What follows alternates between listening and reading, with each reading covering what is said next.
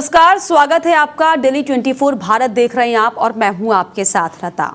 दृष्टि के झूठ का भंडाफोड़। जी हां, यूपीएससी की परीक्षा की तैयारी कराने वाली कोचिंग दृष्टि आईएएस पर 5 लाख रुपए का जुर्माना लगा है।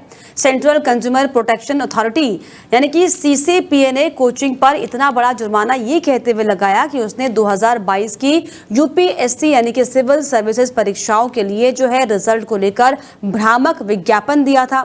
उसने अपनी कोचिंग से जितने छात्रों के एग्जाम क्लियर करने का आंकड़ा दिया था वो गलत और गुमराह करने वाला था। ये कंज्यूमर प्रोटेक्शन एक्ट 2019 की धारा 228 का उल्लंघन है। साल 2022 के यूपीएससी एग्जाम का जब रिजल्ट आया तो दृष्टि आईएएस ने अपने सफल छात्रों के नाम और उनकी फोटो के साथ विज्ञापन छपवाए। इसमें बड़े अक्षरों में यह दावा किया गया था कि संस्थान से 216 से ज्यादा छात्रों का चयन यूपीएससी सीएससी 2022 में हुआ है। इसके साथ सफल उम्मीदवारों के नाम और फोटो का भी जो है विज्ञापन छपा था, जिसे प्रमुखता से दृष्टि ने छपवाया था। तो दृष्टि जो है फिर से मुश्किलों में घिरती हुई दिखाई पड़ रही है, जिसमें आपको बताएं कि फिर मुश्किल में दृष्टि, जिसमें 2022 की यूपीएससी परीक्षा के रिजल्ट पर भ्रामक विज्ञापन देने का आरोप है और कोचिंग देने के नाम पर जिस तरीके से जो भ्रामक खबरें चला रहे हैं दृष्टि, इसको लेकर ये कार्रवाई हुई है। 216 में से सिर्फ 54 छात्रों ने दरअसल एडमिशन लिया था, ये सच सामने आया है। इसके अलावा दरअसल झूठी जानकारी देने पर संस्थान पर 5 लाख रुपए का जुर्माना। कोचिंग संस्थान ने अपने विज्ञापन में बहुत जरूरी जानकारी छिपा ली थी। अब आपको बताते हैं कि दावों की जांच में जो है सच क्या निकलकर सामने आया। जो मुश्किल में अब दृष्टि की हुई है, इसमें आप सोचें कि विज्ञापन की जांच की गई तो पता चला कि ये दावा ना सिर्फ अधूरा है बल्कि गुमराह करने वाला है। सही और असल हालत ये थी कि तकरीबन 75% उम्मीदवार यानी कि 216 में से 162 छात्रों ने संस्थान से इंटरव्यू गाइडेंस प्रोग्राम यानी कि आईजीपी के तहत सिर्फ इंटरव्यू के लिए गाइडेंस लिया था, जो कि फ्री था। ये सभी उम्मीदवार पहले ही आईएएस की प्री और मेंस परीक्षा पास कर चुके थे। 216 में सिर्फ 54 छात्र ऐसे थे जिन्होंने दृष्टि आईएएस के साथ जो है अन्य कोर्स में दाखिला लिया था और सफल हो गए थे। वहीं इसके अलावा जो है पहले भी जो है कार्रवाई हो चुकी है। सीसीपीए के मुताबिक ये दूसरी बार है जब दृष्टि कोचिंग पर ऐसी हरकत के लिए जुर्माना लगाया गया है। इससे पहले सितंबर 2024 में भी जो है संस्थान ने यूपीएससी सीएससी 2021 एग्जाम में 150 से ज्यादा स्टूडेंट के सिलेक्शन का दावा किया। कुल 161 उम्मीदवार सफल बताए गए थे, जिनमें से ज्यादातर जो है सिर्फ फ्री में इंटरव्यू गाइडेंस वाले या फिर छोटे कोर्स में शामिल थे। तो पहले भी कार्रवाई जो है हो चुकी है। अब इसके अलावा जो है दृष्टि कोचिंग की सफाई क्या है, तो ये सुनिए। सीसीपीए ने 2021 और 2022 की सिविल सेवा परीक्षा के रिजल्ट से जुड़े विज्ञापनों को लेकर दरअसल सभी संस्थानों को नोटिस भेजे। उस समय तक विज्ञापनों के बारे में सीसीपीए की तरफ से साफ दिशा निर्देश नहीं थे, ये कहा जा रहा है दृष्टि की ओर से। इसी वजह से गलती हुई है। अब 2023 से हम इनकी पूरी तरह से जो है पालना करेंगे, दरअसल ये कहना है। तो देखिए किस तरीके से जो है दृष्टि कोचिंग सेंटर पर जो तमाम आरोप लगे हैं, अब जो सफाइयां आ रही हैं, लेकिन इसमें सबसे बड़ा सवाल ये खड़ा होता है कि आखिर क्यों सिर्फ और सिर्फ अपने संस्थान को, कोचिंग सेंटर्स को जो है स्पेशल और बड़ा बताने के लिए दरअसल ऐसे झूठे विज्ञापनों का सहारा लेना पड़ता है। और इससे पहले भी जो है कार्रवाई दृष्टि संस्थान पर हो चुकी है। सीसीपीए के मुताबिक ये दूसरी बार है जब दृष्टि कोचिंग पर ऐसी हरकत के लिए जुर्माना लगाया गया हो। इसके पहले सितंबर 2024 में संस्थान ने यूपीएससी सीएससी 2021 एग्जाम में 150 से ज्यादा स्टूडेंट्स के दरअसल सिलेक्शन का दावा किया था। कुल 161 उम्मीदवार सफल बताए गए, जिसमें से ज्यादातर सिर्फ फ्री इंटरव्यू गाइडेंस वाले या फिर छोटे कोर्स में शामिल थे। और इस भ्रामक दावे के बाद जो है कोचिंग पर 3 लाख रुपए का इससे पहले जुर्माना लग चुका है और अब जो है आपको बता दें कि 5 लाख रुपए का जुर्माना लगाया गया है। ये बड़ी और अहम जानकारी भी इस लिहाज से, क्योंकि अक्सर हम ये देखते हैं कि जो यूपीएससी की तैयारी बच्चे करते हैं उनमें कंपटीशन की भावना होती है, लेकिन अब जिस तरीके से जो कोचिंग सेंटर्स हैं वो कैसे अपने झूठे प्रचार कर कर एक दूसरे से कॉम्पीट कर रहे हैं, इसका भी जो है जीता जागता है ये उदाहरण। क्योंकि जिस तरीके से विकास सर के नाम से सोशल मीडिया पर जमकर फेमस दृष्टि के जो है ये संस्थापक हैं, आईएएस कोचिंग चलाते हैं, लेकिन अब जिस तरीके से ये जो खबर सामने आई है वाकई चौंकाने वाली। इसी पर ज्यादा जानकारी के लिए मेरे सहयोगी दिल्ली से वसीम जुड़ गए। वसीम, जिस तरीके से जो दृष्टि ये जो कोचिंग सेंटर है, आईएएस कोचिंग सेंटर पर जो आरोप लग रहे हैं और अब 5 लाख रुपए का जुर्माना, झूठे प्रचार के आरोप लगे हैं। जी, मैं कहना चाहूंगा कि ये आरोप नहीं है, इन पर आरोप सिद्ध हो चुके हैं और मैं बताना चाहूंगा कि इससे पहले भी इन पे 3 लाख का जुर्माना लग चुका है, लेकिन बावजूद इसके इन्होंने वही प्रक्रिया और वही जो एक तरीके से भ्रमित करने वाले जो विज्ञापन चलाए, जिससे कि जो आईएएस की तैयारी, आईएएस आईपीएस की जो तैयारी करने वाले बच्चे हैं, उनके माँ बाप इस भ्रम में आने के बाद उनको काफी नुकसान हुआ, जिसको लेकर कंज्यूमर प्रोटेक्शन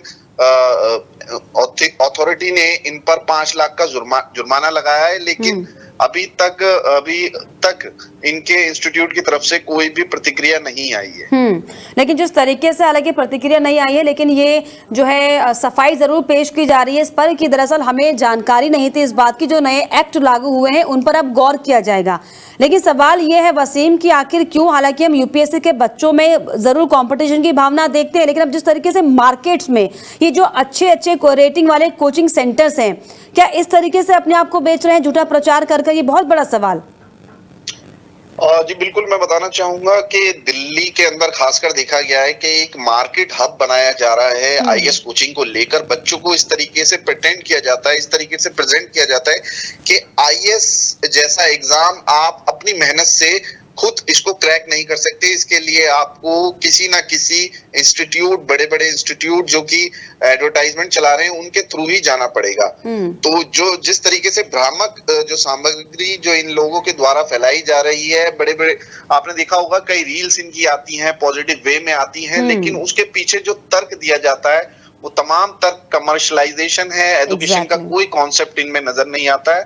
कमर्शियली ये अपने आप को बढ़ा रही है। बिल्कुल, यानी कि जिस तरीके से हम अक्सर देखते हैं कि सोशल मीडिया पर विकास की खूब धूम है, खूब बातचीत होती है, युवा जो है खासतौर पर बहुत ज्यादा फॉलो करते हैं, लेकिन ये साफ दिखता है ये जो आरोप लग रहे हैं, और ना सिर्फ आरोप बल्कि सिद्ध भी हो चुका है। इससे पहले भी जो है साफ तौर पर जुर्माना भुगतना पड़ा था दृष्टि संस्थान को, लेकिन अब जिस तरीके से जो हकीकत सामने है कि कैसे सिर्फ और सिर्फ जो ऊपरी परत को चमकाने के लिए सिर्फ कैंपेनिंग कर पीआर का इस्तेमाल कर जो है दृष्टि कोचिंग सेंटर ने जो है झूठे आंकड़े पेश किए, जिसको लेकर सोचो आप कितना ये लोगों को भ्रामक करने वाली चीज है। लेकिन फिलहाल बहुत शुक्रिया आपका वसीम, तमाम जानकारी और तमाम बातचीत। लेकिन जिस तरीके से आपको बताएं कि ये जो खबर सामने आई है ये वाकई बहुत ज्यादा गंभीर विषय है, क्योंकि अक्सर जो हम देखते हैं जो एस्पिरेंट होते हैं वो आईएएस पीसीएस बनने के लिए किस तरीके से जो है बड़े बड़े जो अपने गुरु होते हैं उन्हें फॉलो करते हैं, और विकास सर को भी वही दर्जा दिया जाता है, क्योंकि जिस तरीके से दृष्टि आईएएस कोचिंग सेंटर के वो संचालक हैं, उन्हें वो चलाते हैं,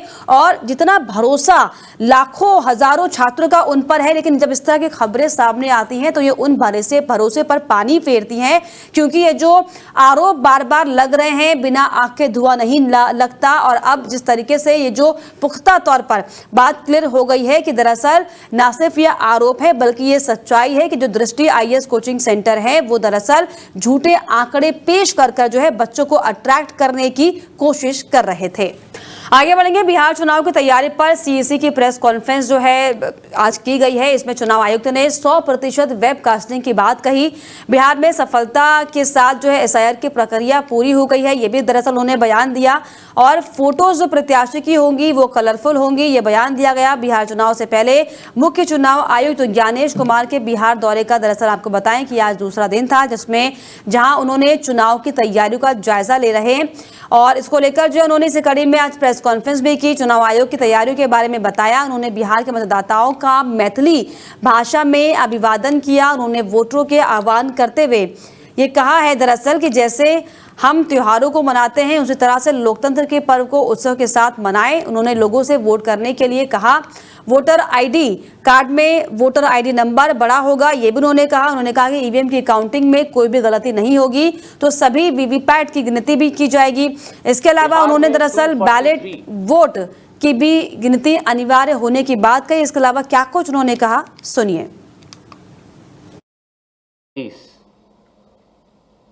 नेक्स्ट, बिहार में 243 जनरल कॉन्स्टिट्यूएंसीज हैं। ST2, ST38। नेक्स्ट, बिहार के विधानसभा की कालावधि 22 नवंबर तक समाप्त हो रही है और उसके पहले ही चुनाव संपन्न होंगे। पूरी चुनाव आयोग की टीम पिछले 2 दिनों से बिहार में है। हालांकि इसके पहले भी हमारे वरिष्ठ अधिकारी पूरे बिहार का दौरा कर चुके हैं। आने के बाद सबसे पहले चुनाव आयोग ने बिहार की सभी मान्यता प्राप्त राजनीतिक दलों के साथ बैठक की। बिहार के सभी डीएम, एसपी, एसएसपीज, आईजी, डीआईजीज, कमिश्नर्स के साथ साथ सभी एनफोर्समेंट एजेंसीज के हेड और नोडल ऑफिसर्स के साथ भी मुख्य निर्वाचन अधिकारी Bihar, state police nodal officer और सीएपीएफ के नोडल अधिकारियों के साथ बैठक की और उसके बाद बिहार के मुख्य सचिव, बाकी सचिव के साथ भी बैठक हुई, डीजीपी से के साथ बैठक हुई और अब हम आखिरी चरण में हैं। जो सब कुछ हुआ उसका ब्यौरा आपको देकर। नेपाल में आफत की बारिश। जी हां, नेपाल में पिछले 36 घंटों से लगातार जो है बारिश हो रही है। बारिश ने भूस्खलन और बाढ़ के रूप में तबाही मचा दी है, जिसकी वजह से अब तक जो है 40 लोगों की मौत की खबर सामने आ चुकी है, जबकि 11 लोग जो है अभी भी लापता हैं। बारिश और भूस्खलन की वजह से कई इलाके प्रभावित हुए हैं, जिससे कि यातायात बाधित हो गया और कई घरों को नुकसान पहुंचा है। इसके बावजूद राहत कार्य तेजी से जारी है और बचाव दल फंसे हुए लोगों को निकालने के लिए हर संभव प्रयास कर रही है। प्रशासन ने प्रभावित क्षेत्रों में सतर्कता बढ़ा दी है। साथ ही साथ लोगों से सुरक्षित स्थानों पर जाने की सलाह दी गई है ताकि जानमाल की हानि को रोका जा सके। मौसम विभाग ने आगामी दिनों में भी भारी बारिश की संभावनाएं जताई, इसलिए सभी नागरिकों को सचेत रहने और प्रशासन के निर्देशों का पालन करने की अपील की गई। इस प्राकृतिक आपदा के बीच नेपाल सरकार और स्थानीय प्रशासन हर स्तर पर मदद पहुंचाने के लिए तत्पर है और प्रभावितों को राहत सामग्री भी उपलब्ध कराई जा रही है। तो नेपाल में आफत की बारिश का कहर जो है तेजी के साथ देखा जा रहा है, जहां पर कई लोगों की जो है जान जा चुकी है और अब भी जो है कई लोग लापता बताए जा रहे हैं। पर ज्यादा जानकारी के लिए काठमांडू से मेरे सहयोगी नीरज शाह मेरे साथ जुड़ गए। नीरज, नेपाल में किस तरह का माहौल, कई लोगों की जान जा चुकी है, फिलहाल वर्तमान में क्या अपडेट? जी नमस्ते। अभी नेपाल में बागमती प्रदेश, मध्य प्रदेश और कोशी प्रदेश, ये 3 प्रदेश में बहुत सारे भारी बारिश हुए हैं और इसके कारण से अभी जो राजमार्ग है काठमांडू एंट्री का, उस सरकार ने 3 दिन के लिए बंद किया हुआ है। उसमें कोई भी गाड़ी का आवत जावत इमरजेंसी बाहर का एंट्री नहीं दे रहा है। और काठमांडू में जो बागमती नदी है, वो बागमती नदी का असर से बहुत सारे बस्ती में, जो सुकुम्बासी बस्ती है, उसमें बारिश से उन लोगों का विस्थापन हो गया है और महानगर पालिका और सशस्त्र प्रहरी बल और सैनिक और पुलिस, नेपाल प्रहरी, इन तीनों का वहां पे बहुत से तेजी से राहत का काम सब चल रहा है अभी। और काठमांडू में उतना जान का क्षति नहीं हुआ है, सिर्फ एक आदमी का मौत हुआ है, उसमें मृत्यु हुआ है और सबको सुरक्षित स्थल पे महानगर पालिका ने ले गया हुआ है। वहां पे उतना नहीं है, लेकिन सड़क सब अभी बहुत सारे दुर्दशा है। और जो काठमांडू एंट्री का जो बर्दिवास आपको जो एंट्री पॉइंट था, एंट्री पॉइंट, वो एंट्री पॉइंट में 4.5 किलोमीटर सड़क फिर से बर्बाद हो गया है। इसकी वजह से अब वहां पर कोई भी संसाधन सब स्थायी रूप से संचालन में नहीं आया। ऐसे में नीरज, कई लोग लापता भी बताए जा रहे हैं। कैसे जो है पूरी टीम काम कर रही है, कैसे रेस्क्यू हो रहा है, इस पर क्या अपडेट? टोटली नेपाल में अभी तक देखिए 49 जना का जान गया हुआ है। उसमें से सबसे बहुत सारे मृत्यु आपको 37 आदमी आपको कोशी प्रदेश में हुआ है, जो इलाम क्षेत्र में है, इलाम में, कोशी प्रदेश में। और 7 आदमी अभी तक बेपत्ता है, 20 घायल है। और इसी वजह से जो भारत सरकार ने भी है सहयोग का, मदद का आश्वासन दिया हुआ है। जो आपको कुछ भी चाहिए तो हम देंगे, नरेंद्र मोदी ने खुद ट्वीट करके बोला है उसपे। और अभी जो जहां पर नहीं था राहत का काम, हम लोग भी अभी जस्ट आए हुए हैं राहत का काम सब देकर वहां पे बस्ती सब में। तो इसका काम अभी तक, उद्धार का काम अभी जोर तोड़ से चल रहा है और बारिश कुछ रुका हुआ है अभी। चलिए हाजुर, बिल्कुल जो है बारिश का काम रुका हुआ है और जो टीम है वो एक्टिव दिखाई पड़ी। बहुत शुक्रिया आपका नीरज, तमाम जानकारियों के लिए, तमाम बातचीत के लिए। तो आपको बता रहे हैं कि नेपाल में भारी बारिश का कहर देखने को मिल रहा है, लेकिन फिलहाल जो है टीमें लगी हुई हैं। हालांकि जो मौत का आंकड़ा है वो अब बढ़ चुका है, 30 से ज्यादा नहीं बल्कि 49 लोगों की जो है जान हानि की इसमें खबर सामने आ रही है। पर्यावरण कार्यकर्ता सोनम वांगचुक, जो हाल ही में लद्दाख में हुई हिंसा के बाद हिरासत में लिए गए थे, उन्होंने जेल से अपना बयान जारी किया है। उन्होंने कहा कि वे शारीरिक और मानसिक रूप से ठीक हैं और सभी की चिंता और प्रार्थनाओं के लिए धन्यवाद करते हैं। सोनम वांगचुक ने लद्दाख में हुई चारों हत्याओं की स्वतंत्र न्यायिक जांच की मांग की है। उनका कहना है कि जब तक ये जांच पूरी नहीं होती तब तक वो जेल में रहना चाहते हैं। उन्होंने मारे गए लोगों के परिवारों के प्रति संवेदनाएं जताई और घायलों के लिए प्रार्थना की है। साथ ही साथ उन्होंने लोगों से शांति और एकता बनाए रखने का आग्रह किया और अहिंसा के रास्ते पर चलने की बात कही। आपको बता दें कि सोनम वांगचुक को नेशनल सिक्योरिटी एक्ट के तहत हिरासत में लिया गया था और सरकार ने उन पर भीड़ भड़काने का आरोप लगाया। इतना ही नहीं, उनका एनजीओ भी जांच के दायरे में है। हालांकि उनके वकील और परिवार ने कहा कि वे शांतिपूर्ण संघर्ष के समर्थक हैं और न्याय की उम्मीद रखते हैं। पंजाब के अमृतसर से बर्मिंघम जा रही एयर इंडिया की उड़ान संख्या AI-117 की इमरजेंसी लैंडिंग बर्मिंघम हवाई अड्डे पर कराई गई। वहीं जानकारी के मुताबिक एयर इंडिया की उड़ान संख्या AI-117 जो कि 4 अक्टूबर को अमृतसर से बर्मिंघम जा रही थी, लेकिन फाइनल अप्रोच के दौरान जो है इमरजेंसी लैंडिंग करनी पड़ी जब विमान की रैंप एयर टरबाइन अचानक सक्रिय हो गई। ये स्थिति तब होती है जब विमान के दोनों इंजन फेल हो जाते हैं या फिर इलेक्ट्रिकल और हाइड्रोलिकल सिस्टम बंद हो जाते हैं। हालांकि पायलटों की कुशलता और त्वरित निर्णय के चलते विमान सुरक्षित तरीके से बर्मिंघम एयरपोर्ट पर उतर गया और इस दौरान सभी यात्री जो है पूरी तरीके से सुरक्षित रहे। एयर इंडिया के अधिकारियों ने बताया कि जांच में सभी इलेक्ट्रिकल और हाइड्रोलिक पैरामीटर सामान्य पाए गए हैं। फिर भी विमान को निरीक्षण के लिए ग्राउंड किया गया है। इसके साथ ही बर्मिंघम से दिल्ली के लिए रिटर्न फ्लाइट भी रद्द की गई है। वहीं बुल्ढाना जिले के संग्रामपुर तहसील स्थित बावनबीर गांव में नवरात्रि के दौरान देवी विसर्जन की शोभा यात्रा में अचानक तनाव फैल गया जब कुछ अज्ञात असामाजिक तत्वों ने शोभा यात्रा पर पथराव किया, जिससे 20 से 25 लोग घायल हो गए। इस हिंसक घटना के बाद मीरवरुक बीच रास्ते में ही रोक दी गई और इलाके में अफरा तफरी का माहौल हो गया। सूचना मिलते ही बुल्ढाना जिला पुलिस अधीक्षक नीलेश तांबे, सोनाला थाना और ताम गांव पुलिस फोर्स तुरंत मौके पर पहुंच गई और स्थिति को नियंत्रण में लिया गया। गंभीरता को देखते हुए जलगांव के जामोद विधानसभा के विधायक संजय कुटे भी घटनास्थल पर पहुंचे और उन्होंने स्थानीय लोगों से बातचीत कर माहौल को शांत कराया। उनके प्रयासों से करीब देर रात 4 बजे देवी का विसर्जन शांतिपूर्वक संपन्न हुआ। फिलहाल पुलिस पूरे मामले की जांच में जुटी हुई है और पथराव करने वालों की खोज जारी है। अब पुलिस ने गांव में अतिरिक्त सुरक्षा बल तैनात कर दिया है ताकि किसी भी अप्रिय घटना से पहले से ही बचा जा सके। मध्य प्रदेश के छतरपुर जिले से एक चौंकाने वाली खबर सामने आई है, जहां पर ग्रामीण क्षेत्रों में लगातार रात के वक्त अज्ञात ड्रोन उड़ते देखे गए हैं। ये घटना अब तक दर्जनों गांव में देखी गई, जिससे कि ग्रामीणों के बीच दहशत का माहौल है। ग्रामीणों का कहना है कि ये ड्रोन अक्सर देर रात उड़ते हैं और धीरे धीरे कई इलाकों में चक्कर लगाते हैं। लोग इस स्थिति से इसलिए इतने चिंतित हैं कि रात भर लाठी डंडे लेकर लोग पहरा कर रहे हैं। कुछ लोग आशंका जता रहे हैं कि इन ड्रोन की आड़ में गांव में चोरी या फिर किसी और बड़ी साजिश की तैयारी की जा सकती है। लगातार मिल रही सूचनाओं के बाद पुलिस प्रशासन ने स्थिति को गंभीरता से लिया है और अब छतरपुर पुलिस ने इस संबंध में एक एडवाइजरी जारी की है, जिसमें लोगों से अपील की गई है कि अगर उन्हें किसी भी संदिग्ध ड्रोन की उड़ान दिखाई देती है तो तुरंत पुलिस को सूचना दे। साथ ही प्रशासन ने यह भी अनुरोध किया है कि लोग अफवाहों से दूर रहें और किसी भी तरह की संदिग्ध गतिविधि को नजरअंदाज ना करें। पुलिस का कहना है कि वे पूरी स्थिति पर नजर रखे हुए हैं और जरूरत पड़ने पर सख्त कदम उठाए जाएंगे। फिलहाल गांव में चौकसी बढ़ा दी गई है और स्थानीय लोग सतर्कता बरत रहे हैं।